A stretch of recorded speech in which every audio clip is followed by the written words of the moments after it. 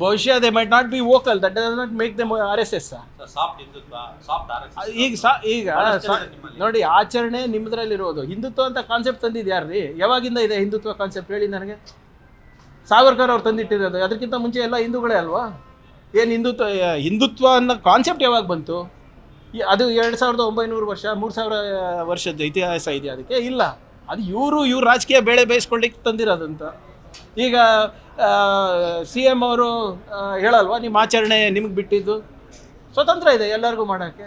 DK Shivakumar ಸಾಹೇಬರು ಭಾಳ ಧಾರ್ಮಿಕರಿದ್ದಾರೆ, ತಪ್ಪೇನಿದೆ? ನಾನು ನಂಬೋದಿಲ್ಲ, ನಮ್ಮ ತಾಯಿ ನಂಬ್ತಾರೆ.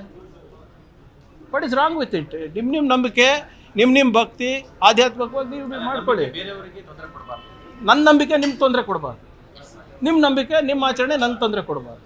ಸಂವಿಧಾನದ ಆಶಯಗಳಲ್ಲಿ ಏನಿದೆ, ಕಾನೂನಾತ್ಮಕವಾಗಿ ಏನಿದೆ ಅಷ್ಟೇ ನಾನು ಕೇಳ್ತೇನೆ. Thank you.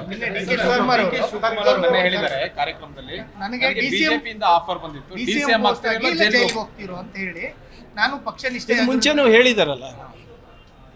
What is surprising ಇದೆ ನೋಡಿ ಸರ್, ನೀವು ದಯವಿಟ್ಟು ಕಳೆದ 10 ವರ್ಷದಿಂದ ಏನೇನು ನಡೀತಾ ಇದೆ ನೋಡಿ.